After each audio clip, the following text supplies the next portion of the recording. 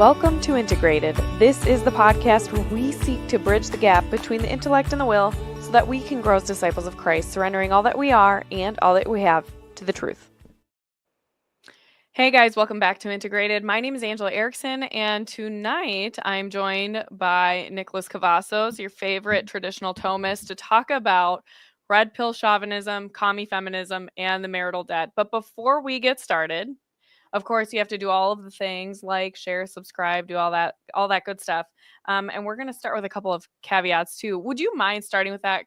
And fair warning to everyone listening, I'm sick. So if you see me going on mute or even off screen, it's probably because I'm borderline dying from a coughing attack. But so just be aware if I'm muted, that's probably why. But Nicholas, welcome to the show. Would you mind kind of starting us off with some caveats?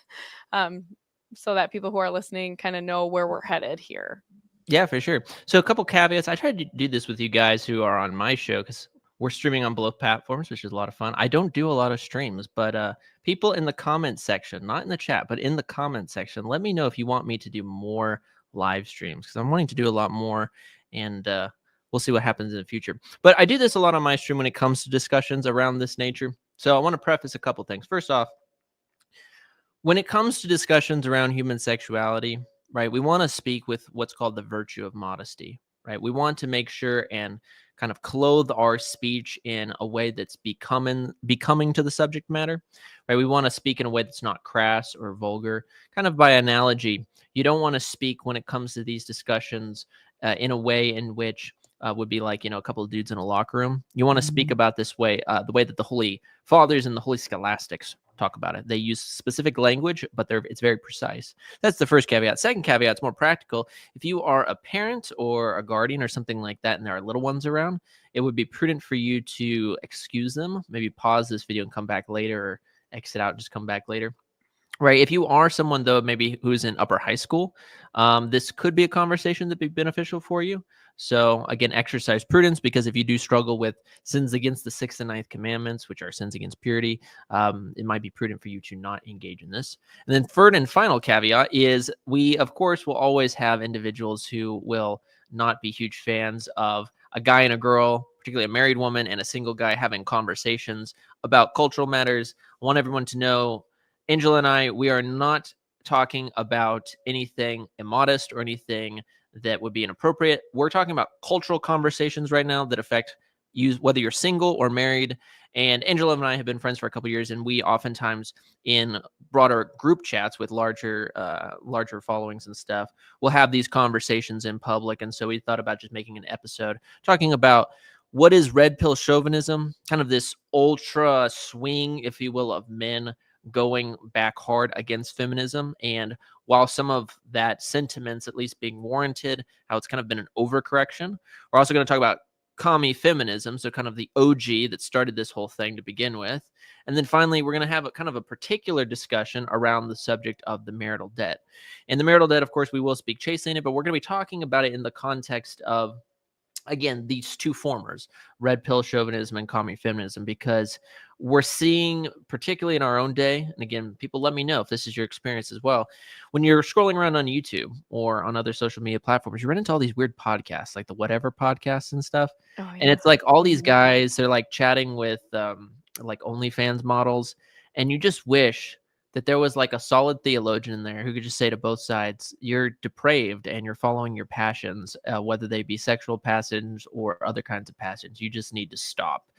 And so we're going to be talking a little bit about those things. Anyway, with all the disclaimers out of the way, I have a funny story to tell you. I have a funny story. Let's get started. The whole audience. So I just got back from Mass.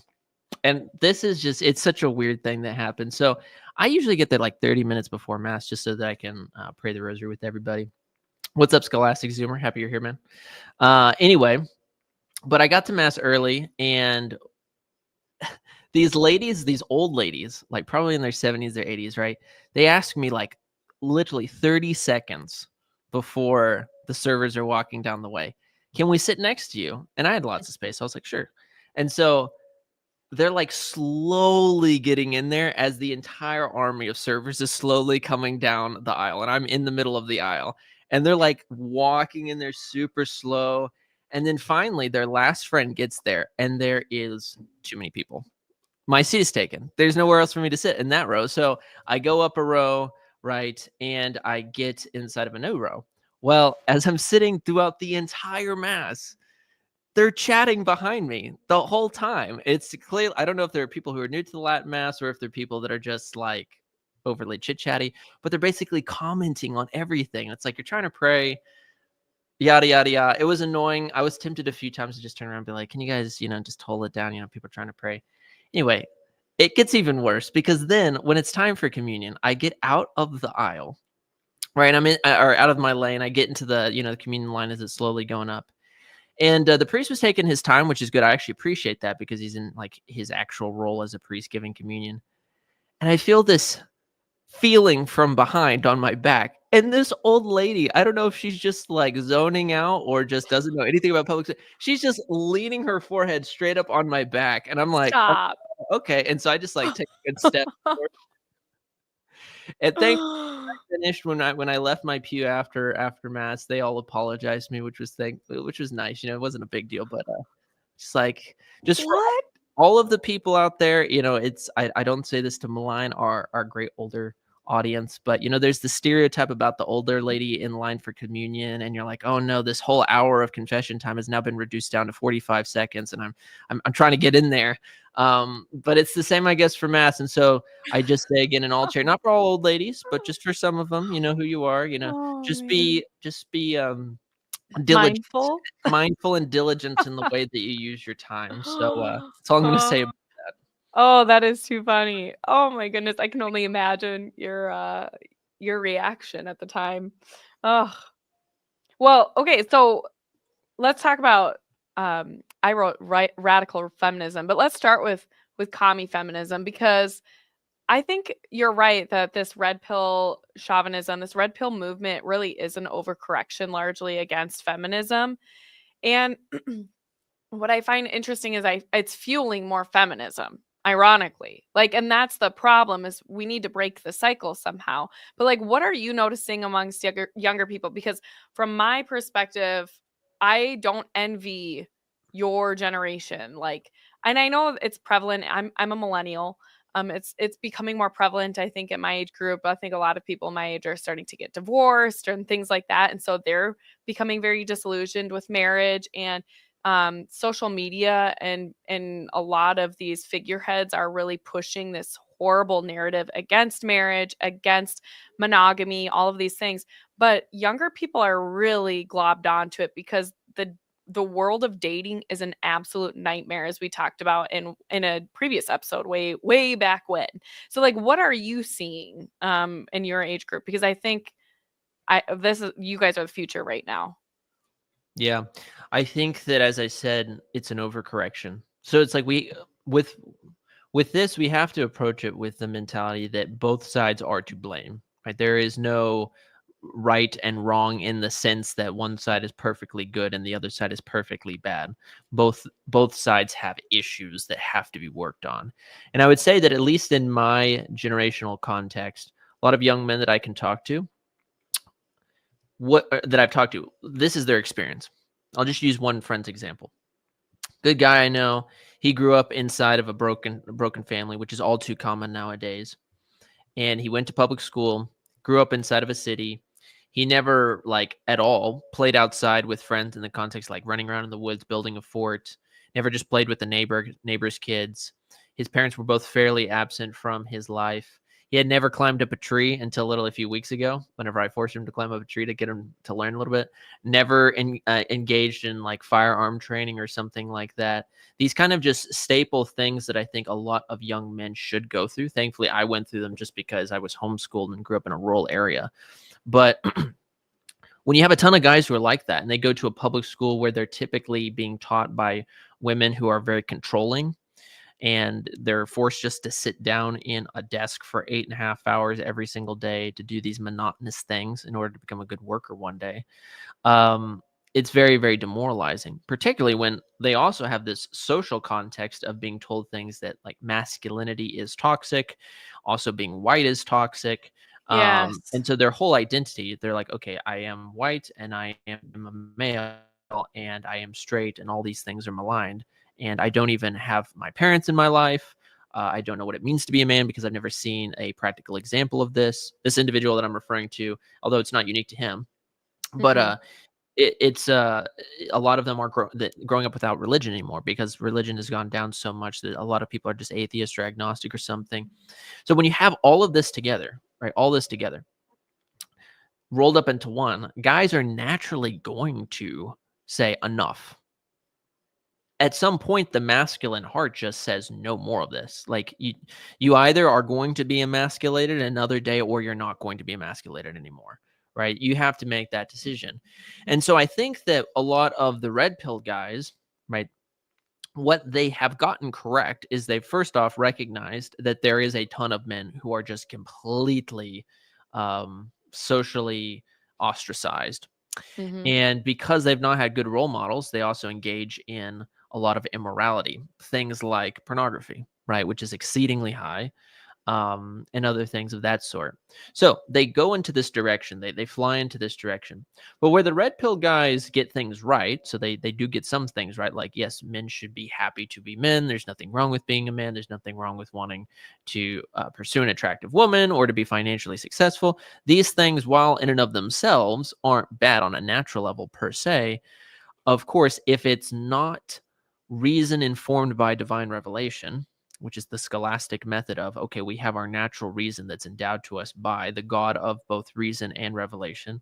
Unless we have revelation dictate to us our morality and help us to understand the natural law implanted inside of our hearts that we can understand by reason, then we're going to go astray. So this is where a lot of the bigger red pill influencers guys, they go off into the realm of hedonism. So it's like sleep with as many girls as possible, or where they'll take something that's good, like, yeah, you should desire obviously like financial success, but then they say you have to own a ton of cars or you're a brokey. And John, you're absolutely right. I was going to bring this up Yes. actually at the end of my point.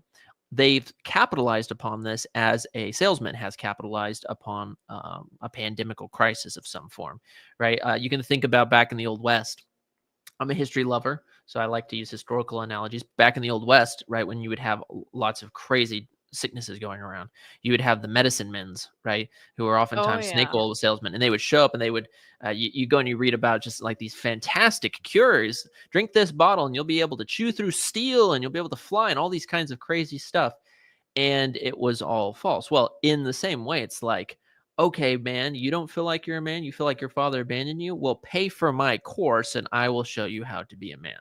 Mhm. That's not how it goes. And so, what unfortunately is that a lot of these guys have moved a lot of young men to pursue the worst form of what quote unquote masculinity is, which is essentially, a guy who's unfaithful, a guy who's obsessed with financial monetary gain, and a man ultimately who's not virtuous, right? Mhm. It's like when you think about in when David wrote in Psalm 118 or 119, depending on your version, he asked the question, how does a young man cleanse his way? And it says, by keeping heed to your word, right? A young man is good when he's virtuous. A young man's way is pure when he's virtuous. So all of this is an extreme that has flown back.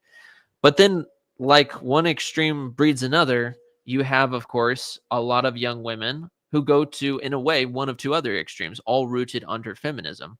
Mhm. So we've gone from original feminism, which again, I don't really believe that original feminism is per se just we want the right to vote. I think, for No, instance, I don't buy that for a minute. I yeah, think it was a cult. Like it was demonic, and I think that these early feminists, um, they were trying. I'm not talking about Susan B. Anthony, but I think some women got wrapped up in it that were somewhat well intentioned, albeit for maybe sure. misguided.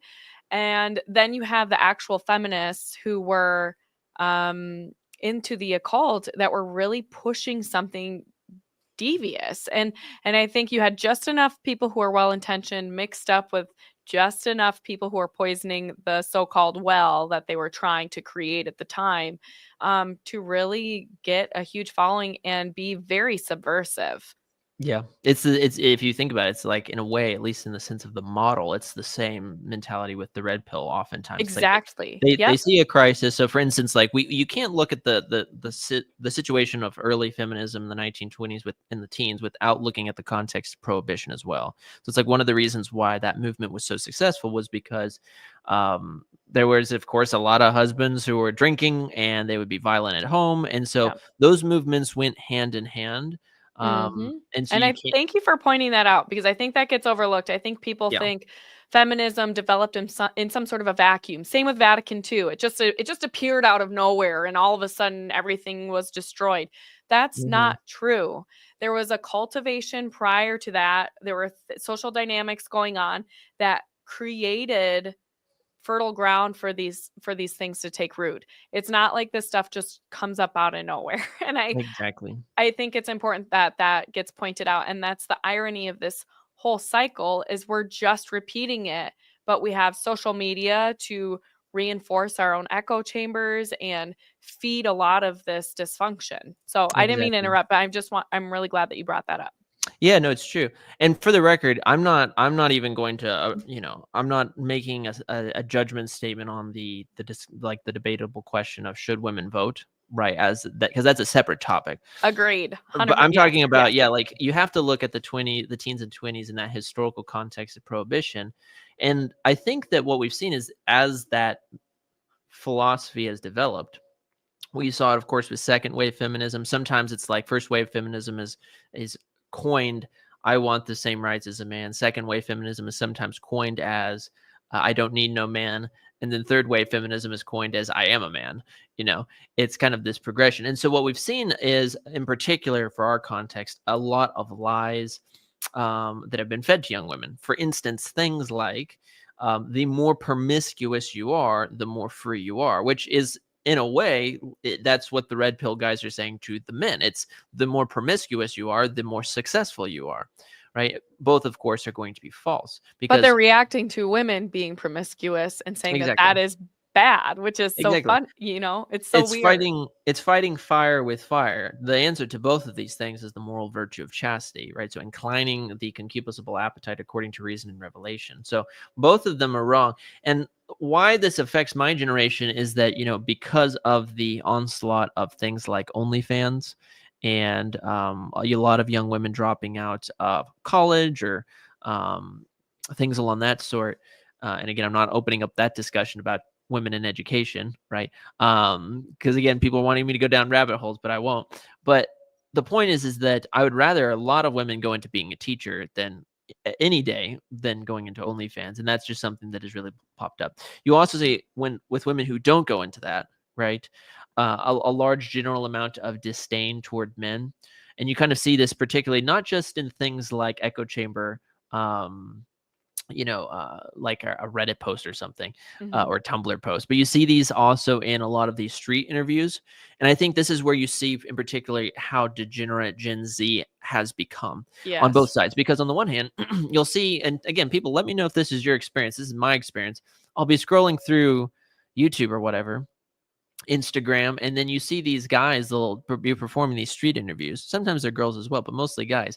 And they will be asking these hypersexual questions, which are not appropriate to be just asking random people. And they're asking them in the context of trying to get um, like some type of hypersexual reaction or answer from these women or guys, right? Vice versa. Both of these are wrong. And sometimes you see women again engaging in these.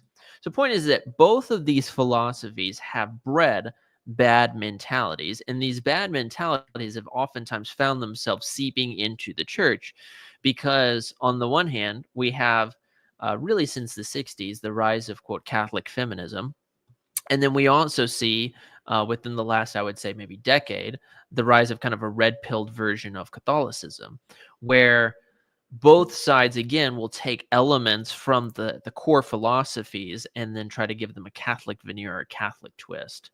And so that's kind of Oh, what we want there's to a talk lot of about. that. Yeah, Exactly. there is a lot of that, isn't there? And um yeah, I think what I'm noticing is, of course, that this goes into a lot of marriages. Like, I don't know if you've been seeing the Alec Baldwin interviews with his wife recently. That's been popping up on my feed quite a bit. I have seen those, yeah. Hold on, I need to pick up my baby. Oh, go for it. I have seen some of those, and they kind of again remind me of like the celebrity version of a lot of these street interviews. And again, it's just something that's very scandalous. I think what's so truly saddening about this is that, and people have to understand this, when we look at the Catholic understanding of human sexuality, it's in perfect accordance with nature. It's in perfect accordance with reason. So much so that when you think about sin in a general sense, we think about sin and we recognize just how unreasonable it is, how irrational it is. You can break these things down philosophically, of course, but you can see these things morally, especially. Point being is that our society has oftentimes now given itself over to this type of debauchery. And this is one reason why I think like state legislatures in particular need to have, I'm going to do this as I get into politics many moons from now, but they need to have robust conversations about things like banning pornography, because again, let's just remove religion from the conversation for a second.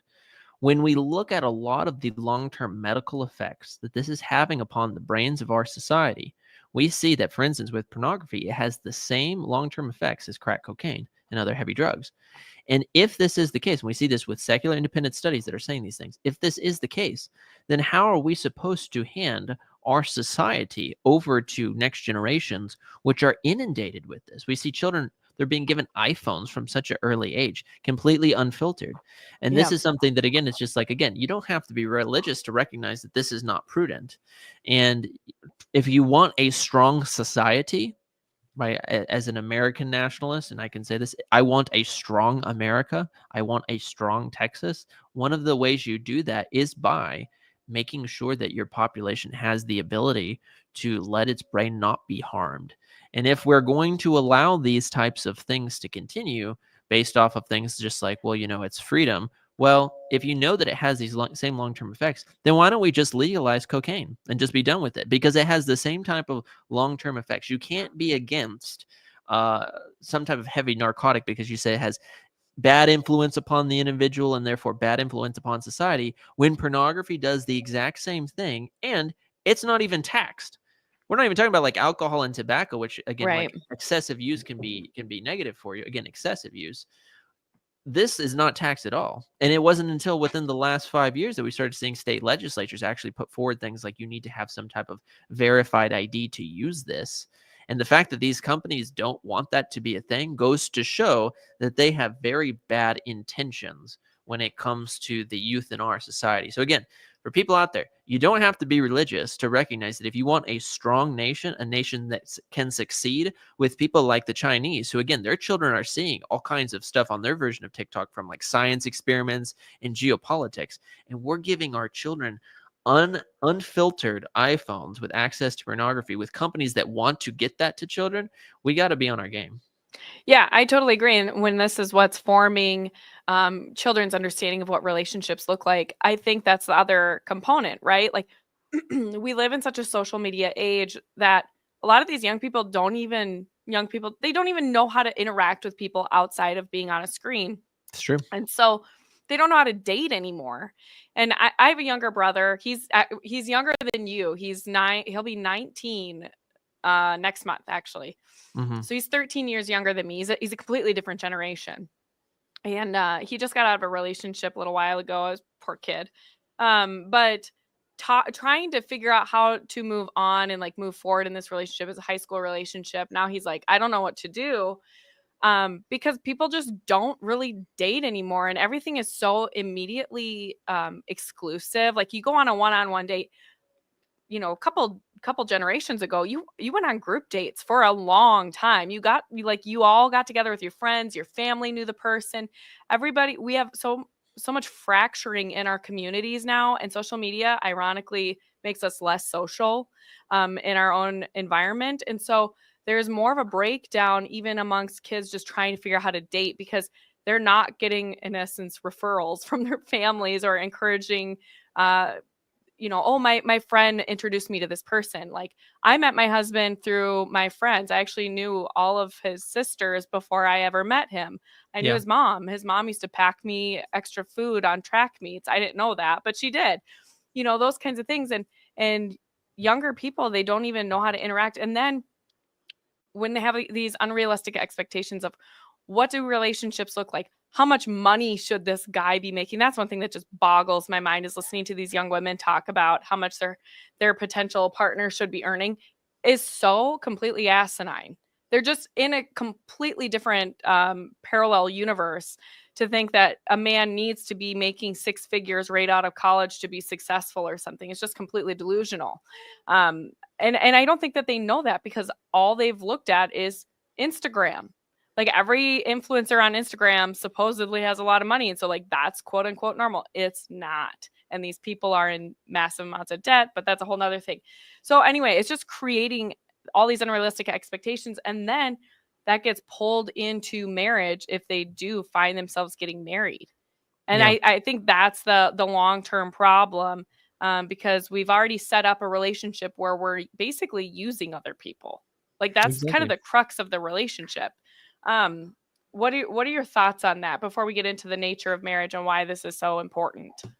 Yeah, it's a good question. Honestly, we don't teach natural virtue to children in public schools anymore. For some of our older audience, you guys might remember back in the day, of course. God rest my grandfather. He passed away last year, but I remember having conversations about him when he would grow up in the 50s. And in public school in Lubbock, Texas, they were teaching prudence, justice, fortitude, and temperance. They were teaching the natural virtues because, again, while these things can be endowed with sanctifying grace and ought to through reception into the church, these virtues do exist, though in kind of an untamed state, as Gergou Lagrange talks about in Three Ages of the Interior Life. We should teach these things to our children. We should teach these things to our youth. They shouldn't be something that's controversial. It's like, again, the nature of our society has degraded down so much that if I one day run for office and I propose things like we should teach the 4 cardinal virtues, like how to be prudent to our students, you'll have commies who will look at me like I am some type of a religious authoritarian who's just showing up out of nowhere. The reality of the situation is how this has affected dating is that when we look at particularly dating apps, if anyone can go online, look this up, look at when dating apps were introduced and the percent of men that became virgins, right? Or I guess, if you will, incels, because of that involuntarily celibate because of the reality of dating apps. Look at it. You'll see that the spikes up a massive amount. Now, I want people to be virgins on their wedding night for sake of clarification with people. But that being the case, at the same time, what we've seen through dating apps and through this kind of hyper material shallowness from both sides, people aren't dating anymore. And dating is not something that's taught. My parents never taught me how to date. No, They never, mine didn't either. I yeah, mean, they didn't have any conversation. There was just, I mean, and the few things that they could tell me, and it's been nice. I've had some of my older audience who's reached out and given me suggestions. And it's funny because a lot of times the suggestions, I'm like, this sounds like this would be good 30 years ago or 40 yeah. years ago. It's something that is no longer palatable, I guess, in our own day. And so what I tell young men is this: some people can go and look at some of the dating videos I've done on my show, but where I'm at is very different than I think the last time I talked with you about this subject on our show. Because when I talked to you like a year and a half ago about this discussion about dating, I was very much so someone who just wanted to like start dating and get married.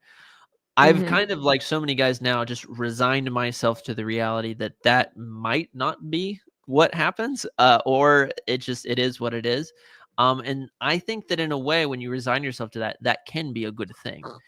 Because you should, as a man, make your goal to form. You should have your spiritual goal and your natural goal. Your spiritual goal is to get to heaven, to be a saint.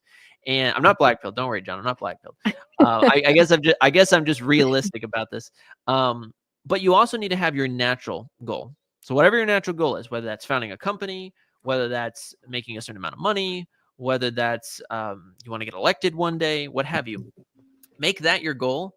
And then if a lady joins you on that, cool. But if you make getting married and getting a girlfriend your goal, she's going to smell that super quick, and she's going to recognize that this guy has no serious initiative to go further, and I am the missing part of his life, and that's super unattractive because women want to join a man's story and be loved, yes, but they want to join a man's story, not have the girl be, if I don't get married and if I don't have a girlfriend, specifically you, then I will not be fulfilled in life.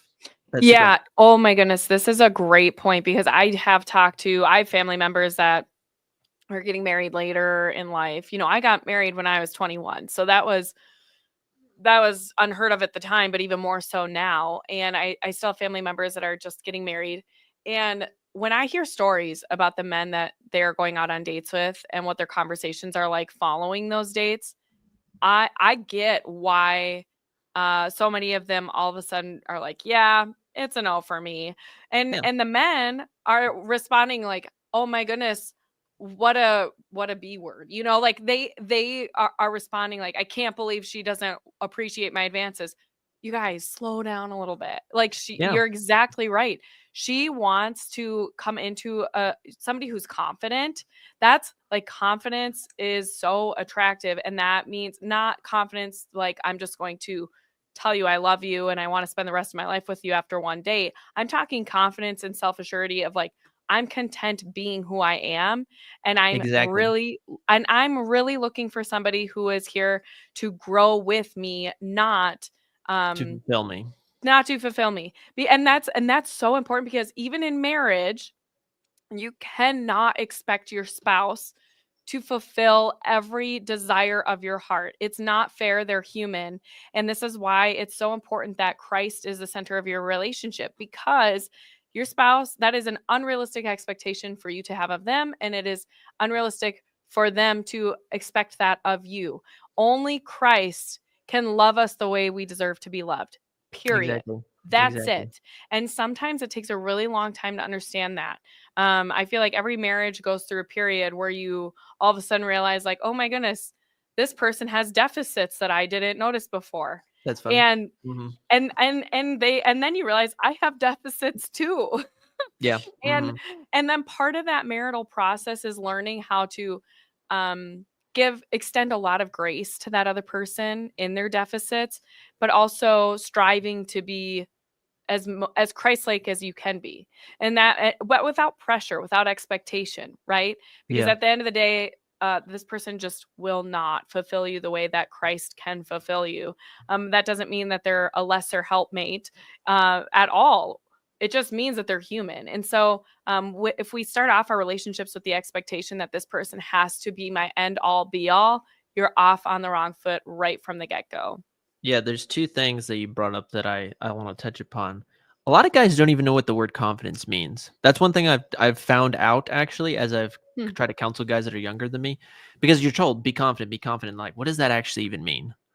And I Sure. think that you used a good word. I haven't used it, but it conveys the same meaning. Self-assurance. I oftentimes will say Yes. you have to be comfortable in your own skin. You have to be comfortable who you are, with your flaws, with your victories, with your strengths, etc. Doesn't mean you don't try to correct your flaws, but it means that you recognize who you are and you're comfortable with that. You're like, okay, I'm stuck with me.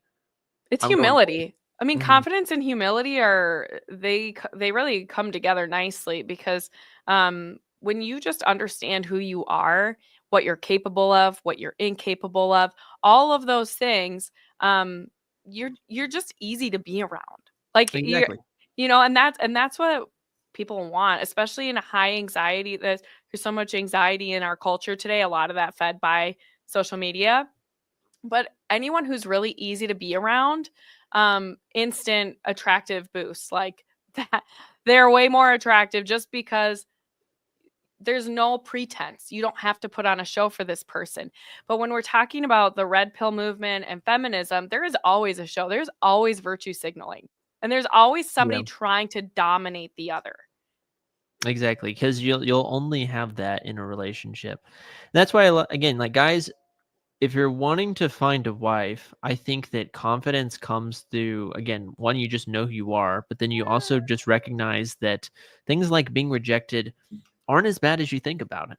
Like I think, for instance, one reason why a lot of people are scared about going just asking girls for dates is because they are afraid to be rejected. In your backwoods, I ran into you a few years ago. My son is in Latin. Oh, cool. Well, come say hi. I'm over in Dripping Springs all the time. But I think a lot of guys are afraid to go and ask girls out just because they're scared of being rejected, which is like understandable on natural Totally level. understandable. Mm-hmm. But it's not actually that big of a deal because it's like, okay, if you're like me and I've had plenty of failure asking girls out, what you realize is that after a certain amount of time, it's not scary anymore. Why? Because when you've never been rejected before, or maybe you have and you kind of overdid it a bit, what you associate in your intellect is if I'm rejected, it's this horrible scenario. Femininity is saying no to me. But then if you have a lot of failure over a time, eventually it's just like, does it suck? Yeah, but like for a day, and then you just move on. And it's just like what it is that just on like the actual experience of you being rejected, it's just Mm-hmm. like it's not you getting shot at. It's just it is what it is. And that's the thing is like if you do have confidence, you are comfortable in who you are, then you just realize like that's how it be.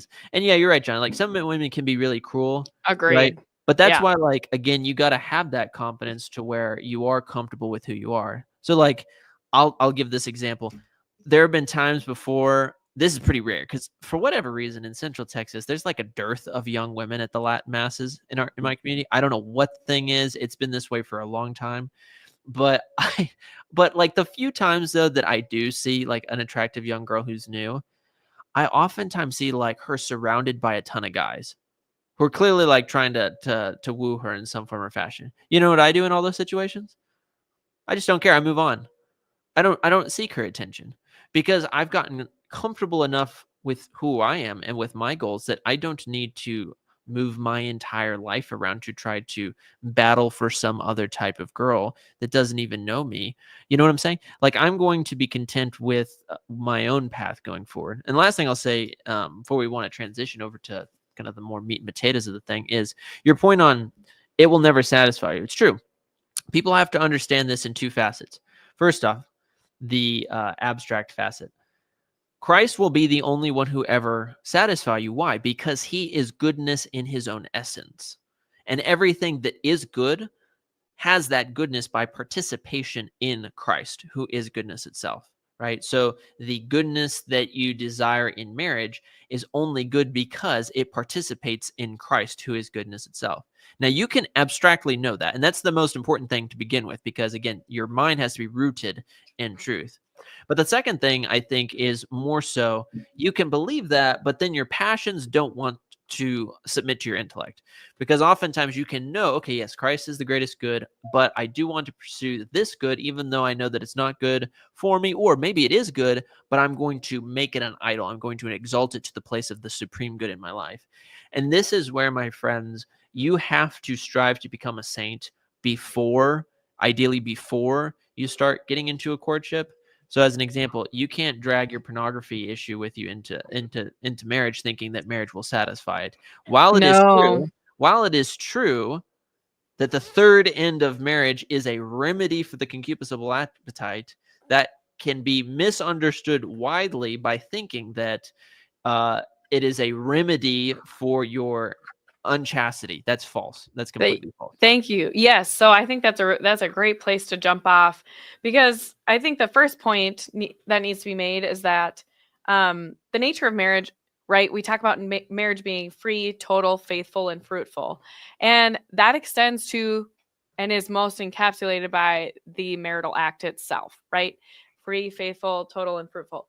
And so anything that, I don't know, inhibits any of that natural component, part of its essence of marriage, um, should lead one to pause in that in the marital act, right?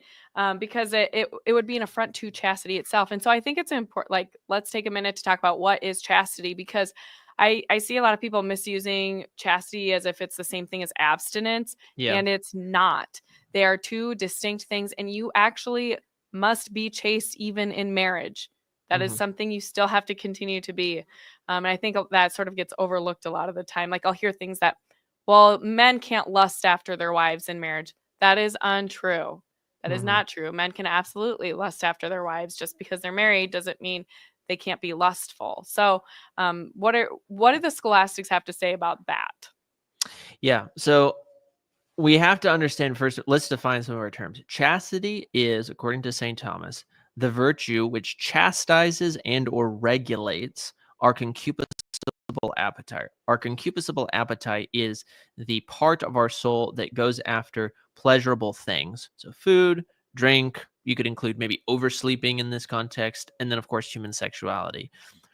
So chastity is a moral virtue that inclines, if you will, these passions to submit to reason that has been enlightened by revelation, enlightened by faith. That being the case, chastity, as you said, is not the same thing as abstinence. Abstinence is a sub virtue, or excuse me, it is the, if you will, it's a capital virtue that inclines the moral will and also the through the will, the passions, various passions, particularly the concupiscible appetite, to regulate things for periods of time. And these things, for instance, you can use the food analogy. Abstinence is always talked about in the context of meat. Abstinence in theology means you're not having any meat or products made from meat. But then in Right, our you're context, refraining from something. exactly. And then in our context, abstinence can be, of course, like for instance, a couple who is abstaining the conjugal act because they're not wanting to have a child immediately for some type of grave cause. They have to have a grave cause for something like that. But again, it's not the same as chastity. Chastity, it intrinsically regulates our concupiscible appetite to follow the natural law. And what I have seen particularly is that there are a lot of Catholic influencers who will go and will now say things like, in marriage, all of these X, Y, and Z said sexual acts are now licit and permissible, instead of allowing the natural law to first be the dictate governor, but then also allowing chastity to recognize, take these disordered passions and Yes. order them rightly according to reason illumined by faith. And again, I won't get into all of the specific examples of those things, but let's just say, safe to say, those things are important. And Scholastic Zoomer is a friend actually with my our mutual friend of mine, Christian Wagner. Christian Wagner has done a fantastic job with a lot of videos talking about the immorality of, let's just say, certain sins against the sixth and ninth commandments that are promoted by a lot of these gentlemen. A good video I'd recommend by Christian if you want to go watch it. I think it's called The Traditional Catholic Understanding of the Sixth and Ninth Commandments. He has an interview with a guy over, I believe he was at the Angelicum or some University of Rome, who's getting his dissertation on this, and he's going through, in particular, the all of the manuals from the Casuistry school. The Casuistry school being the schools, particularly of the Jesuits and of the Redemptorists, also some Dominicans, but mostly of the Redemptorists, who would ask questions like, is this, that, and the other thing okay, in all contexts of commandments, and they would give definitive rulings on these things that are very important. If you want to see something that I produced on it, I have a couple of videos. One's called Lust Will Send You to Hell, and I go through all of Dominic Prumer's treatise on the sixth and ninth commandments, and also some of the works of St. Alphonsus. Is it this one? Yes, exactly. His handbook is pretty commonly out there. I'm praying, of course, that his 3 volumes eventually gets translated, because his 3 volumes, which are like together over 3,000 pages, are much more extensive than anything that we could make in a YouTube video. But yeah, that's the short answer of the distinction between the two. The very short answer. Thank you for that. Mhm. So okay, I think that's the reason I wanted to talk about that, was because when we're talking about the influence of red pill culture and OnlyFans and feminism and what that ends up looking like in marriage when these outside influencers are casting a shadow or shifting the paradigm through which people understand the marital act at the core. It all comes down to really these acts, especially when you're talking about OnlyFans, things like that. But there's this tendency to continue to degrade the dignity of the human person that you are in marriage with. And I think like what you're talking about, certain people encouraging people into certain acts within the marital act, right? Part of the reason that there's such an affront to human dignity is because they're not in accord with human dignity. And so when we are engaging the marital act, that has to be at the fore, and it's important that that becomes instilled before marriage. Like that's why at the beginning we said, you know, if you're in late high school maybe or going off into college, this video might be helpful for you insofar as you have a realistic understanding of what relationships look like, because social media is not providing that for you, and what that looks like in the pinnacle of the marital act, which is for those of us who have been dating or striving for marriage. Like what can you expect? I mean, I saw Margot. Everyone loves Margot. But she saw we were talking about this today, and she's like, "Oh, that's just too intense." I just, you know, she has her own thoughts about what that means. But I think it's important to understand that in a hypersexualized culture, saying no or that there are limits on human sexuality is seen as problematic. Yeah, And that's because not the case. the god of our fallen culture is human sexuality. That's the problem, is Yes. that we've made human sexuality a god, and this is why it is, again, like, even though it may seem dry to some, it is important to read what the holy theologians have said about these subjects, because again, they are free from this, because they're like 99.9% of them are celibate monks and Dominicans and things like that. So they're free from engaging in these things. They're Right. receiving the Eucharist every day. They are praying every day. They're in a place of the mystical life. And so they can say, we have given up this like legitimate good thing for the sake of a greater good, and therefore we can comment on these things because we can see through the use of revelation, right, that is informing our reason, what is right and what is wrong. But the problem is that if we make human sexuality, in particular the pleasure associated with human sexuality, that's the thing. When you dig down deep into it, oftentimes it's not even so much like, I want to be connected with one that I love. Though that's true, there can be that there, but a lot of times people who struggle with impurity, they're running after the high, the Yep. dopamine high that is attached to it. So they are worshiping the pleasure that is associated with the conjugal act, rather than Almighty God, who made this for a particular end, who says this is how human sexuality will be. And you can't change that. Human sexuality is fixed, my friends. It's fixed in one way, whether you like it or not, and it's not going to change. And we know this by reason, because individuals who engage in sins against the sixth and ninth commandments, there's always so much shame attached to it.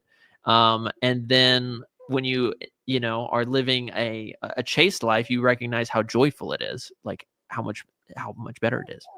Yeah. Yeah, I think that goes, I shouldn't say it goes without saying, but I mean, maybe it needs to be said these days because our passions are so largely disordered. And I think that makes me think about this. This is where I feel like I'm going to ruffle some feathers.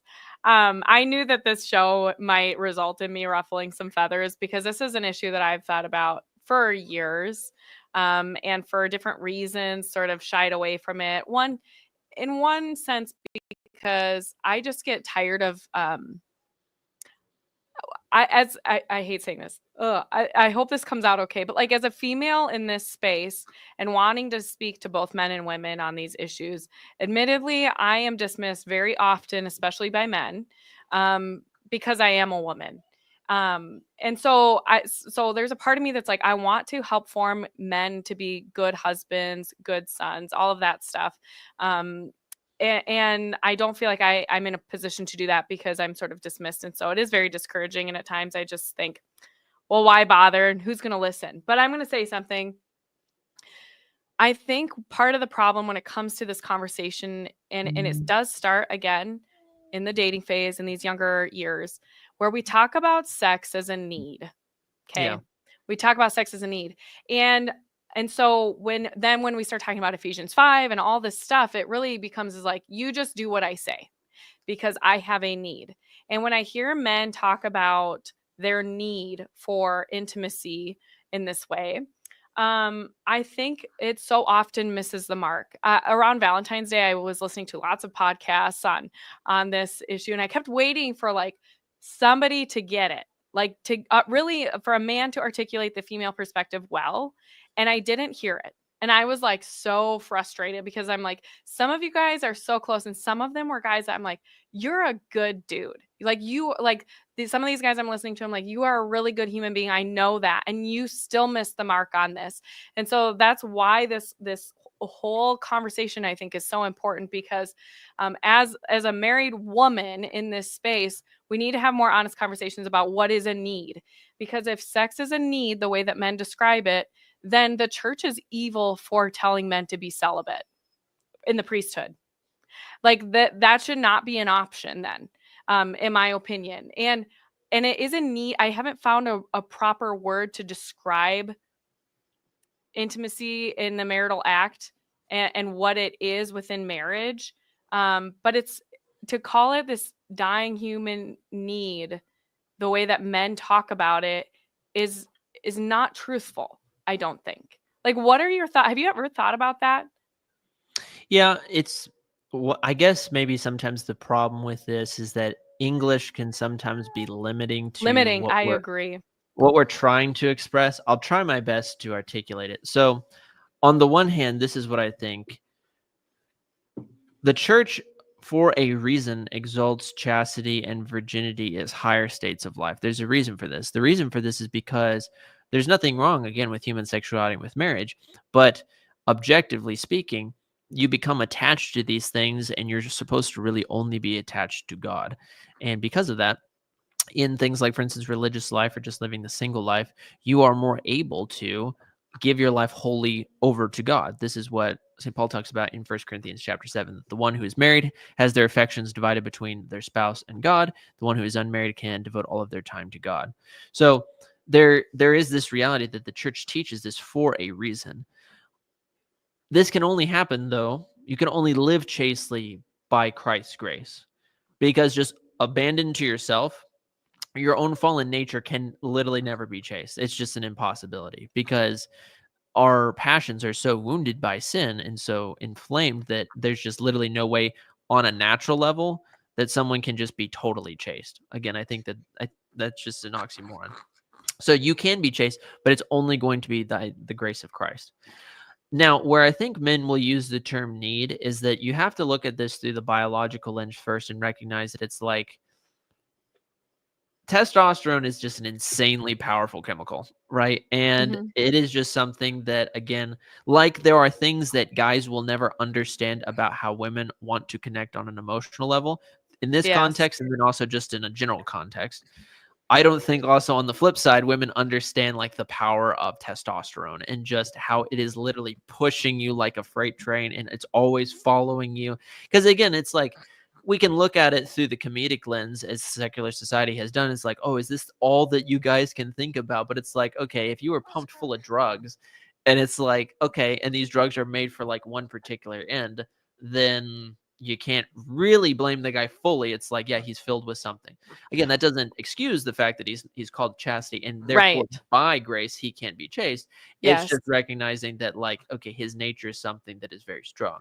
So I think that guys do have this natural desire, right? And that natural desire in marriage should be honored. And this is where, like, one thing I have been happy to see is that there are a lot of influencers who are married couples who are kind of popping up and trying to make a balance between these two things. And Mhm. I have appreciated these two things because it's like that the husband will talk about, like, guys, you got to, you can't, lead a horse to water and make it drink. It's like you got to coax your wife and love your wife well so that she can be prepared for something like this. And then Yes. vice versa, like ladies, you also recognize that like this is where for again 90+% of guys, this is the main way in which one connects because he has these chemicals running throughout his body.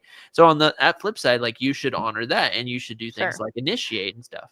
Right. And I think the problem is that most of the conversation I see is one way. Like people will say, "Well, it's her hormones. She's got a hormonal issue. She's got trauma. She's got all these things, and that's why she doesn't want to be intimate." But a lot of the time, it's just that there's no emotional intimacy, and Yeah. so I think it. A lot of men aren't willing to look interiorly and say, like, am I pursuing her properly? Do I cherish my wife? Because when you have a young man who's trained in a way by social media, by societal expectations, by OnlyFans, to view women and objectify them in a certain manner, he will care. That's why this pornography issue, like we've been talking about through all of this, is so problematic, even into marriage. And sometimes even from without, like, even if that's not an issue in marriage or even in the younger years, like men still, because of that desire that you are talking about, that is biological, there's still this strong ability to objectify, and their wives know it. Like, I don't think that men realize that. I talk to so many women who have struggled with this particular area in their marriage where they know that their husband is using them as a valid means of gratification. And that's like super hurtful. It creates a deep-seated resentment, and it keeps women away from wanting to be engaged in that act and really consummating that way, because there's a rift that occurs when a woman knows that she's not really being cherished as a human person. And so that has to be cultivated in the dating era, especially because if you're a good Catholic, you are being chaste, you are abstaining. And so having that strong foundation and practice of not looking at this other person in a particular manner and really learning how to cherish them, then you go into marriage and you have more practice in that. Do you see what I'm saying? Like, what do you think about that? Because you're in the stage where you are not married yet, and I've been married now for over a decade. So this is like where I'm interested to see what your thoughts are as a young man in this world trying to navigate this. Yeah, I mean, it's all hypothetical because it's just like no one's dating, and so it's just like, yeah, that sounds cool. But no, I do agree with you, and it's core because men. Okay, so let me tell you how I was taught. I was taught a long time ago by a really good, even though again he's not Catholic, but he's a good guy on a natural level, by an old Baptist pastor. And he one time said to a group of us, he said, when you come home from work, right, it's valid that you want to have like your 5 minutes of compressed time where you just like transition from work into home life. But you do really need to be the husband and the father who goes in and sees his family as vacation, right? They see themselves i.e., you go in and you serve your wife, you go and you serve your kids and things like that. You model servant leadership to them. You model the servant leadership of Christ. Because think about this. When our Lord was about to be betrayed, what did he do before the Last Supper? He washed his disciples' feet. My patron saint, right, St. Peter, right, kind of rebuffs him and says, you shall not wash me. But then he says, you can have no part with me unless I wash you. And so he says, wash all of me. And then he finishes his whole point by saying, like, if anyone wishes to be great in the kingdom of God, in the church, in heaven, in general, then he needs to be a servant, which is a good reminder, not just in this context, but things like, for instance, all of my fellow Gen Z guys, if you want to be the next great theologian and next great Twitter apologist, then you have to be exceedingly humble, right? Exceedingly humble, which means that if someone is right, you praise the fact that they're right and you admit when you're wrong, because Even you if it have hurts, yeah. even if it hurts, because that's going to help you get to heaven way more than just being right. You can be right and still go to hell. I mean, it's something that people have to take care of. In our context, though, that's what I think husbands should do. They should model that servant leadership. And then in that same respect, it's like this. I think, again, it comes down to, because again, I'm not married. So it's like, I've never had a conversation like this. I'm picturing if I was to have a conversation like this, but it's like, if husbands are trying to stave off impurity, and they are good men who are trying to stave off impurity, I'm not saying that they should go to their wives and say, help me abstain impurity. But I think the wife should also, at the same factor, unless there's, of course, like weird contexts, like medical context or things like There are this. going to be many periods in marriage, I think Yeah. postpartum period, for example, where a man is going to have to practice chastity. And I think that's Yeah. what I'm wanting to see more of, is men calling other men to virtue and encouraging them to practice self-mastery and saying, No. just because you have this desire, your wife's whatever is going on, like, it's not like you do this because I say so, because of submission. Like, I think that's the message that red pill men are really sending young women, and women are are rallying against that. Like they want no part. That's why like women will say OnlyFans is empowering or something, because it has this like self-autonomy, right? It's this autonomous thing that they're doing. And even though it's not empowering and they don't realize how much they're degrading themselves, they are the ones doing it, right? Mm-hmm. And in the same sense, because they believe that that's empowering. Now, men have to allow women the space to be autonomous without and like drawing them in. Like I think we talked about this a little bit yesterday in the group chat on my Telegram, but like women are naturally born to receive. Like that's a part of our nature, is to be receptive. And so we want men to be pursuing. Like that's a part of the masculine nature. But when he's pursuing without regard for who she is and her dignity, she's like a gatekeeper. She's going to close off the gate because she doesn't want to lie with her body. You know what I mean? Like that's kind of where I think this conversation is, and that has to be cultivated, a proper understanding of all of that prior to marriage, so that we're not seeing people in these so-called sexless marriages or people who are growing in resentment, because resentment is the silent killer of any relationship, but especially within the confines of marriage. And I think that has to be addressed. Yeah, it might be a good idea then, actually, because it's like perfectly segues into just like what is the marital debt and what did the scholastics say about it? Because like I have seen some videos by some of the kind of Catholic red pill guys that have horribly butchered the scholastics, where they will read through like half a section and then completely disregard the other part, and or just the following cherry picking treatises on it. Like, the thing is it's like, unless you're formally trained, it doesn't mean that you can't go to these textbooks and get something from them. Not at all. You don't have to be a master to go to Prumer and learn something, but you do run the risk though of like reading out of context the whole story. Like if you're just picking a part of a treatise instead of the whole treatise itself, it can be an issue. So the marital debt is, according to St. Paul, this, if you want to find this can be in 1 Corinthians chapter 7. The marital debt is a thing. Like it is a real thing. And St. Paul basically, he talks about in the beginning. First, let us point out, in the beginning of 1 Corinthians 7, St. Paul first praises chastity. And he says that I wish everyone was like me, who am chaste and can give myself wholly to the Lord, but not everybody has this gift from God, right? Harking back to Matthew 19, when our Lord talks about this. And so the marital debt is essentially that when a husband or a wife requests the conjugal act from the other, they are, with outside of certain cases, supposed to, according to justice, engage in that act.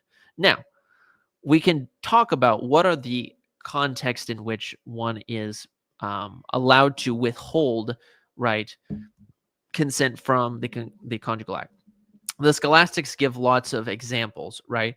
First one would be something like, for instance, and this should be just rational, if one of the spouses is requesting something that's against the natural law, right? There's an immoral sexual act, right? Of course, you don't need to go along with that. That would be something that's wrong. That's something I think we can all hopefully agree on, right? But again, what they define as immoral is oftentimes what our even just normie right-wing society would freak out at. Like the average conservative American, if you were to bring to them St. Alphonsus' treatise on human sexuality, would be like, wow, you guys are really puritanical. And then I'd say, you know nothing about the Puritans, but I understand why you're using that pejorative. Because the Puritans were the Puritans, you are like defending the Puritans all the time. It's so funny. Yeah, because I'm like, yeah, it's like people who say that, they don't know anything. It's like they drank and they like have these insanely passionate love letters to each other. It's just, I don't know. It's just funny. I think they understood romance. They understood romance. And cherishing we people. get, I think, our idea of the Puritans from Nathaniel Hawthorne. Like that's where I think our psyche gets it from. Nathaniel Hawthorne and the Scarlet Letter. I think that's where we get it from. It's not completely accurate. Anyway, so that first one should be something that we could all agree on, right? Something that's objectively immoral. But they also do outlist a lot of other ones. I'll go through a couple other ones that seem rational. So for instance, if someone is being abusive, right, and they're threatening physical life, especially in that context, that's obviously rational, right? You need to get yourself out of there, remove yourself from that situation. They could also be, you can include of something like emotional abuse and manipulation, right? That's something that would also fall under this overarching tent of abuse. Some of the other ones that are kind of maybe more funny, at least for me when I read them, are things like they're unhygienic, they're just filthy, and they just need to clean themselves up. This could also be interpreted, of course, like maybe they're physically ill. Okay, that can be something that's Yeah. rational. Like if they have the Black Death and you're in the 14th century, Oh my not goodness. like I can't. unless you engage in this, and get the Black Death with me, you're sinning mortally. It's just Well, like like, no. or for example, even drunkenness. If somebody's had too much to drink, or if the spouse suspects that they've had too much to drink, Mhm. that is a good enough reason to say, "Not today, sir or ma'am." But there are a lot of. I think I was even reading Prumer saying if one suspects that it's pursuant over lust, like again, that is a good enough reason to say, "Not today." Because it's an affront to the dignity of the other person. Like I think people like to pretend like there's absolutely no time ever to say no unless you are in danger of dying from pregnancy or something, like something very, very extreme. But there are way more legitimate reasons. I'm not encouraging people to say no to their spouses. But I think what we are both saying is using our intellect is an okay thing, even with when we're talking about the marital act. The intellect, using it up to that point, and then I think we maybe you said at the beginning of this, like until you get to the actual act, like yeah, then turn off the intellect because that's you've already reasoned through it, and I'm not again, it doesn't need to be super Yeah. I don't know, super methodical, but like just common sense. Common sense really dictates a lot of this. Yeah, I think. it's honestly a first principle I should have brought up, but like one of the first principles that the theologians will oftentimes articulate is like because engaging in the conjugal act entails you essentially turning off your intellect, because that's like a pretty like grave action, you need to have a Yeah. pretty grave justification for this. And this is why when you go back and you look at the varying opinions of the theologians throughout the whole 2000-year history of the church, you will find again a smorgasbord of different opinions on things. Like for instance, you'll have St. Augustine and some of the early fathers who, I don't believe this, but this is, let's just say, how the Catholic Red Pill guys would say it. They would say stuff like they were hyper affected by Manichaeism, and so therefore they saw human sexuality as more like a tolerable evil, like kind of a post-lapsarian result of the fall, Mm. which And I not don't something believe. inherently good. Right. Yeah, and so they would say like it's always either mortally or venially sinful to engage in the human sexuality. I of course deny this. First, that they taught these things. I think it's a maligning of the great heroes of people like Saint Augustine. But then two, yeah, it's just like that's odd.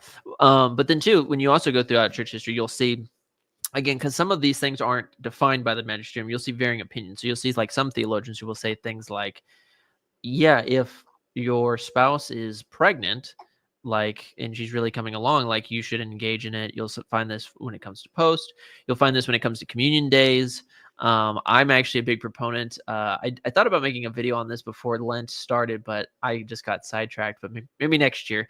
Wanted to do a video on the discussion around like you in the olden days would be expected to abstain during this whole season. And Mhm. the theologians, of course, do say things like, if the spouse is really demanding it, even in a fasting season, like one can, of course, engage in these things because there can be a greater law that's being violated. But the point is that there's this principle of you need to have a sufficient reason to engage in this. Chastity is something that's lauded above human sexuality. Not that, again, that human Can sexuality we is bad.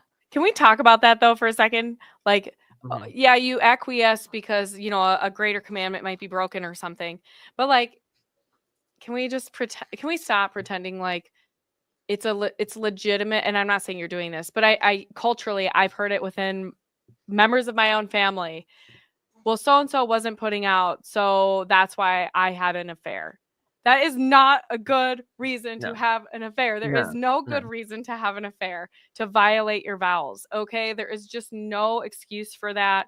And so I just feel like I wanted to make sure that was very clear. We're not saying like, oh, well, you don't put out just because you don't want your spouse to cheat on you. Yeah. Like that's not You that can't is ever not engage. virtue. Yeah, you can't ever engage in grave evil. It's something wrong. And Scholastic Zoomer's right. That's another example. Like many teach that you must abstain while pregnant because of harm for the baby. Again, that's something that's rational. It's something the doctors can prescribe today. It's not just the opinion of these like hyper scrupulous medieval theologians. No, Um, there is well, that's not true. There is the iron. There's no harm to the baby, but there's no harm. So like, yes, some will say that, but that's not true. Yeah, no, my point is more Okay. so that it's like they're taking all these things into account and recognizing the reality that when you look at these things, they can be much more complex. Gonna have a lot of yeah, this next change.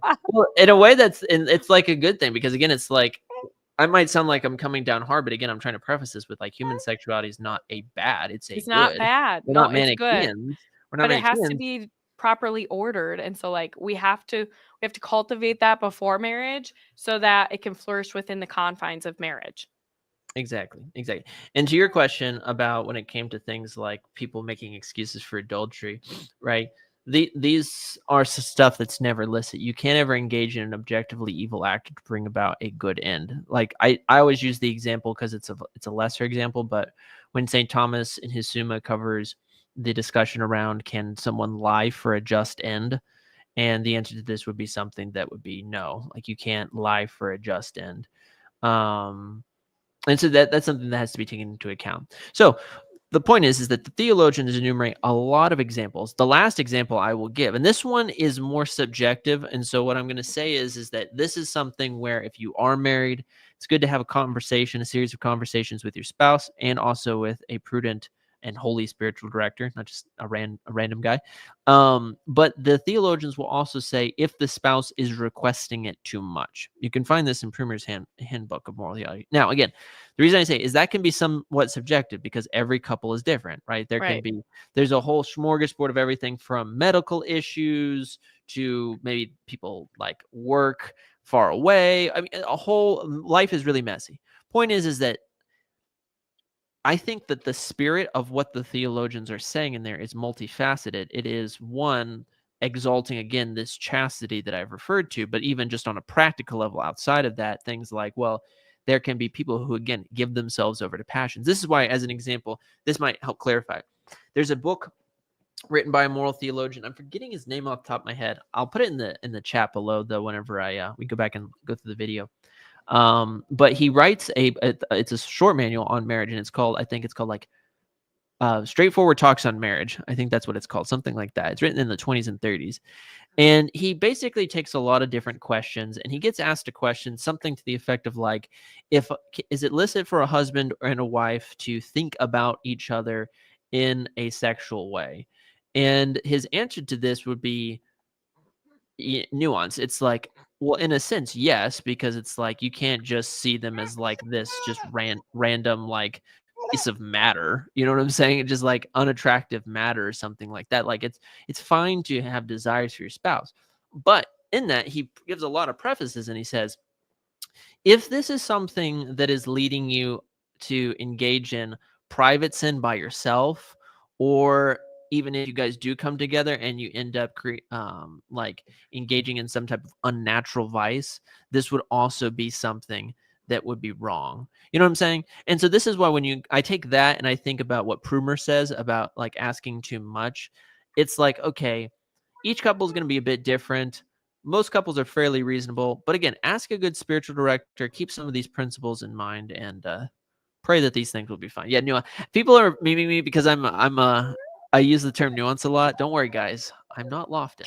I'm not Lofton, but I do. But this is The a idea of, conversation that actually legitimately warrants a yeah, lot of nuance. you have to. Like, I wish I Not could just just come on dunking here on and the say, people we don't like. Anyway. yeah, I wish like there's a reason why like when you see like St. Alphonsus treat this, it's like he has like 400 questions on the subject and he's trying to be as brief as possible, and it's right to be as brief as possible because like it can be an occasion of sin. Sure. But you can't just say yay for everything, nay for everything, or vice versa. Like you actually have to have some type of discussion around these things. Right. And I think that's where, like, for me, and I guess then what's the remedy? I think that's kind of the next step, because for me, when I look at how do we cultivate a spirit of chastity outside of and within our marriages, and asking our Lord for a pure heart. Like that's the essence of chastity, is purity, and that's the remedy for all of it. It's the remedy for living in a completely debased culture that elevates sexuality in the algorithm and stifles anything holy. We have to learn how to cultivate purity and purity of heart specifically. And so those are the things that we need to be praying for. Those are the things that we need to be exercising like a muscle, you know. So instead of like some would recommend, allowing your eyes to linger. I'll just call who that is out, like, because I like just other people, I'm can't. trying other people, I'll give a little bit of like leash to. And again, in this criticism I'm about to say, I'm not wanting this to come off as like a personal attack, but again, I will tell my people again, go over and watch my friend Christian Wagner's video called, I think it's called verbatim, "Why Christopher West Will Send You to Hell." Christopher West, again, I'm not attacking him on a personal level, right? I want to try to avoid that, like personal maligning. And But the typically, intellectual is yeah, very, and very and I'll bad. and I'll say this personally, I strive to try to follow um the manner of Saint Thomas, where or in Garrigou Lagrange, where they will just say such and such a person says this, right? I think you guys have seen I've tried to do that this a lot this episode, but they will call out an individual by name if it's something grave. And I think in this context, if you go and watch Christian Wagner's work on the subject, it's phenomenal. But essentially, Christopher West misuses theology of the body to an extreme amount and will To teach all kinds. indulge, Yeah, indulge things that ought not to be indulged. yeah, Yeah. like essentially promoting a lot of you know, actual sexual acts that are against the natural law, to talking about like how one should try to test the virtue of chastity by even going down to the beach and watch scantily clad women. I mean, just wild off the wall stuff.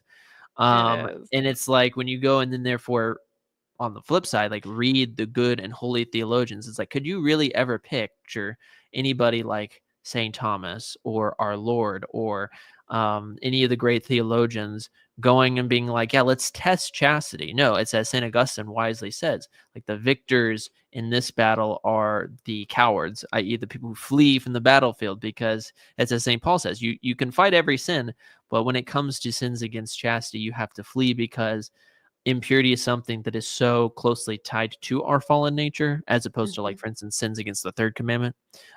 You have to be very careful. And so my genuine charitable recommendation is people, yeah, be very, very careful about what Christopher West puts out.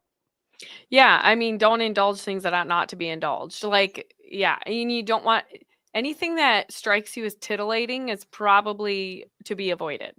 Like, and full stop. That's a good barometer for like what is acceptable and what's not. Yeah. and As and Gregory and don't says, try to strengthen your muscles because you think you're special. You're not. exactly. As Gregory, you rightly say, my friend in the chat, flee the near occasion of sin, right? Amen.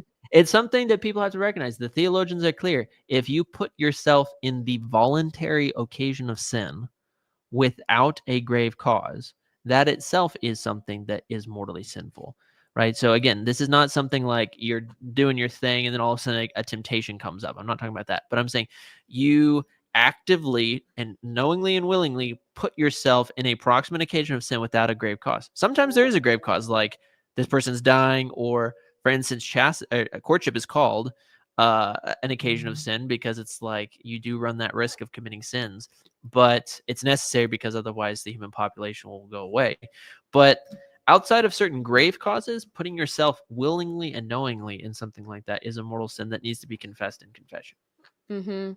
Yep, and the remedy is a lot of prayer. I believe prayer to Saint Joseph and Our Lady, and exercising the muscle not of how long can I withstand this temptation, rather how fast can I flee from it. I think that is how you strengthen those muscles, because once those muscles get weak and begin to atrophy, um, my guess is that you will find yourself Mm-hmm. looking in the mirror, unable to recognize who you are, and wondering, how did I get here? So it's better to exercise those muscles. And if you are somebody who has struggled with chastity, um, start exercising with small weights and build up with a lot of repetition. right? That's how you tone up, is high reps, low weights, right? And Mhm. so cut out the things that are causing you the most, causing you to stumble the most. First of all, if it's Instagram, delete it off your phone. Get rid of it. Go If shoot your it's TV. if it Go you shoot your computer. Yep, all of it. Get rid of it. Learn to be at peace with yourself, because I think a lot of the time people fall into the sin because they're uncomfortable with themselves. Like Oh, yeah. Yeah. being in silence and being present with yourself and with the Lord is very uncomfortable if you're not accustomed to it. And so I think Lent is a great time to cultivate silence and being present with our Lord, and all of a sudden sitting with yourself. And Yeah, like, yeah, go ahead. I was thinking, do you know, I've heard Father Ripperger talk about this, but, like, he'll talk about how the root of a lot of predominant faults can be something that you were just not expecting at all. So, as an example, he'll say that he's found through both his study of psychology, confessions, and exorcisms that individuals who struggle with impurity, it's not that their predominant fault is impurity, but the reason, or the core reason behind that, is fear. And it's weird because you're like, what is that? What does that even mean? And it's oftentimes people will have a lot of self-loathing, not a rational distrust of self in the sense of sin, but a true self-hatred and self-loathing. They don't think they can amount up to much of anything. And so they'll go to pornography, just like going to drugs or going to alcohol, as a coping mechanism to basically turn off their intellect so that they're not having their conscience scream at them 24/7. Yep.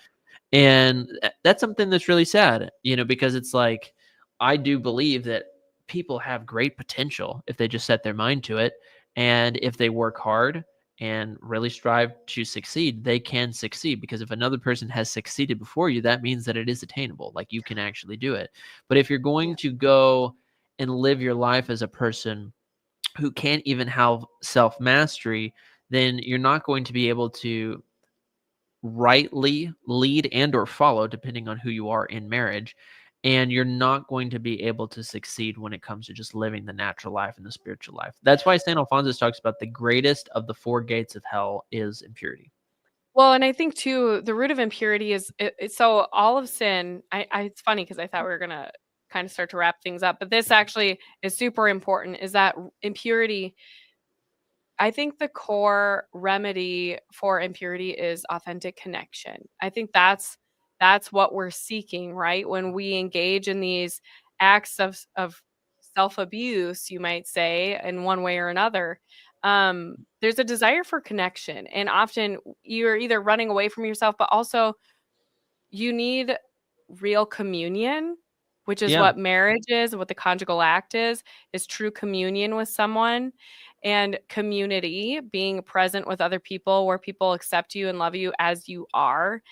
And you honestly, I don't know about you, but like I've learned to love myself by allowing other people to love me as I am. Like I couldn't love myself for most of my life, I feel like, because I didn't think I was lovable. And it wasn't until I realized that there were other people who loved me as I am because of Hmm. who I am, with all of my idiosyncrasies and faults and flaws.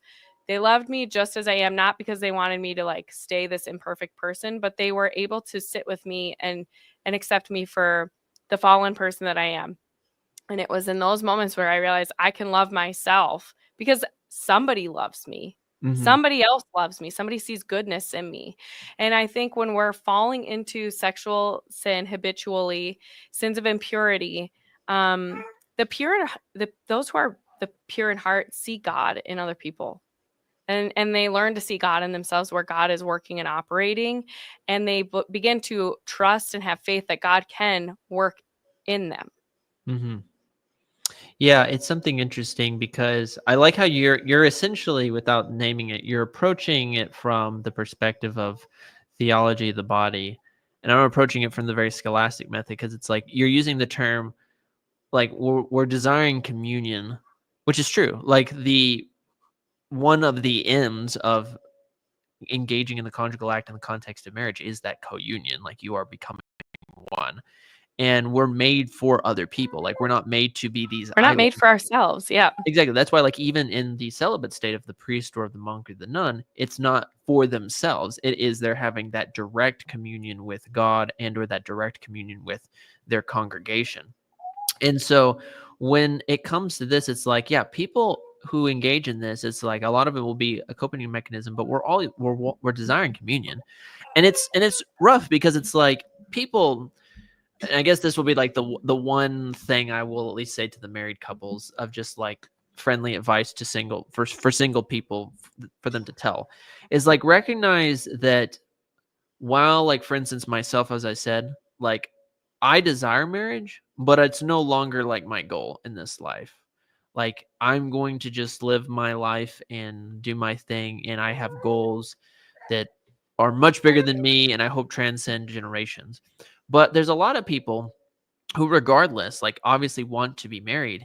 And I don't think it helps to uh give them like one-liner advice and then go live your married life, because it's like Right. I'm thinking not so much about myself right here, but I have like a few individuals in mind that I know, for instance, at my church, who it's like I know all these guys who we all come together at church, we're all doing our thing, and it's like they go home and there's nobody. They're by themselves in an empty house, and it lasts for years and years and years, and they try to date, they try to talk to women. It's like some people, as we've talked about, they just need to figure out how to talk to women, but then there's other people who are like really good people who can't find anybody out there because of how messed up our culture is. Mm-hmm. And so if we just have married couples who say things like, well, you just need to ask people out, or why don't you go to like a dance and find somebody, or just like all of these And you're weird, like 45. There's no yeah, going to a dance. Scholastic Zoomer just said it perfectly. Just be yourself, bro. Exactly. It's just these one-liners that are just horrible, because what it tells a lot of young, or in the religious context, I heard this more so as a Protestant, but I occasionally hear it as a Catholic. It's like this quasi prosperity gospel sounding thing where it's like, if you give God your all, then he will give you your spouse. You have to make, Yeah. and it's like, okay, God should be your all first because he is God and you are his creature, and he is, as we've talked about, the source of goodness.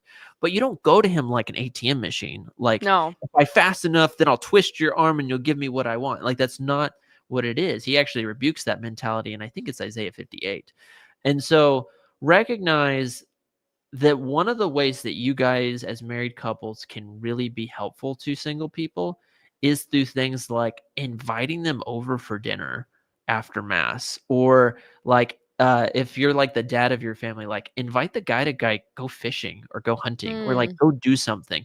If it's the girl, like, invite the girl over and do what girls do best, right? Which is whatever you girls do. Mostly And homemaking. Oh, well, you know what? yeah, That's a really good point, though. Like, I think so, as a millennial mom and wife, I think there's a shift among a lot of millennial women. The whole trad movement and trad wife thing is very millennial right now. Cottage core, for those of you who are familiar with all the dresses and everything. Living a trad wife, or living a trad life as a trad wife, whatever that means.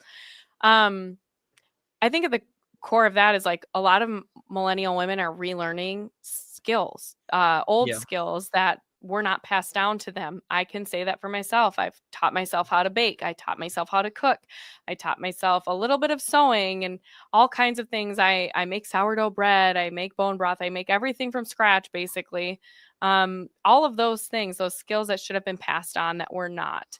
And you're right that like inviting young single women over and teaching them those skills, or teaching them the skills, or just giving them a chance to see what it's like to be in a home with a bunch of children and what it's like to mother, because so many yeah, women were not mothered growing up. yeah, And so then they get married, and I wrote about this in Crisis a few years ago. I got a lot of backlash for it, but they just don't know how to be mothers, and it's very overwhelming when you don't have that exposure. And so I love what you're saying, because I think that could remedy some of this as well. First, remedies the loneliness that young singles are experiencing, but two, prepares them when they, God willing, do find someone to settle down with and create a family of their own. Exactly. It's something so important. There's this video that goes around the internet I see every once in a while where it's like this guy who goes up and he asks these like girls out on some bar street. Again, it's one of these like filthy interviews, but he asks the question, is a guy less of a man if he doesn't know how to change a tire? And these two girls are like, yeah, yeah. And then he asks, is a girl less of a girl if she doesn't know how to make a home meal like food from scratch? And they're just like, no, no. And it's like, okay. But point is it's like a lot of people haven't been trained. And so as you're right, like it not only remedies the loneliness, but it's some like good natural formation that just was not given. It's something important. And what I would also, I guess like the last thing I'd say, at least when it comes to this, is just married couples out there. I also think that our Catholic culture, we need to recognize like we are in a little bit of a bubble in the sense that like we do things differently from secular Western society. And so I'm a big proponent, and I've started to see a lot of people get into doing this. I'm a big proponent of like if you trust somebody who's like the person that just knows everybody at the parish, I think it would be maybe at least willing. I think it'd be good to have a conversation eventually one day as a Catholic community about like the benefits of things like matchmaking. Because in a way, it's just like if you have people who know other good people, sometimes it's better just to have them like set you up on a blind date, and like as long as you like know what you're Yeah. doing, No, and I'm then not opposed to like arranged marriages at this point. oh I'm well yeah, really not. I'm not even saying That could arranged be an marriage. I'm just interesting saying like I know. I'm just saying things like, hey, you're friends with this guy and you also friends with this girl, and it's like, oh, you think that they could like they have a lot of common They would interests. hit it off, yeah. Like they'd hit it off or something, and that can be something that's good. Just my point is merely just be there for your single people because they feel super alone right now. And when you're alone, where are you going to go? One of three places: commie feminism, red pill chauvinism, or pornography. All right, there we go. Well, thank you for coming on tonight. I Yeah, think that was a absolutely. good show, and I hope that it was helpful, maybe encouraging or clarifying for anyone who's listening. Please go check out Nicholas on his channel, The Traditional Thomist. I will update the description to make sure that there's an actual Well, I was link gonna to say your channel. probably like half of you guys I recognize from my Probably show, and from so I'm your like, chat. I honestly, know. I forgot that we're streaming on yours too. yeah, I was about to say everybody over here on the traditional Thomas definitely come and check out Angela. She has a lot of cool interviews that she has with a lot of different people on It's some been a stuff while. on stuff like this, but also on a whole lot of stuff. If I could just plug one episode of hers that you guys should go and watch her show that she's had with Mr. Burke from the Avila Institute. He gets into some of the similar conversations that we're talking about, but he approaches them more from the perspective of like spiritual warfare, which is, Mhm. a kind of a different perspective, but it's pretty good. So go check that out. Thank you. I appreciate that. And thanks for joining everybody. It was really fun to see such an active chat tonight on such short notice. And hopefully I'll be back again soon. It's far and few between these days. But like I say, I don't live for the algorithm. And my first primary vocation is as a wife and mother. And so that's where my time is these days. But thank you so much. And God bless all of you. I hope that we can see you soon. Adios. Adios.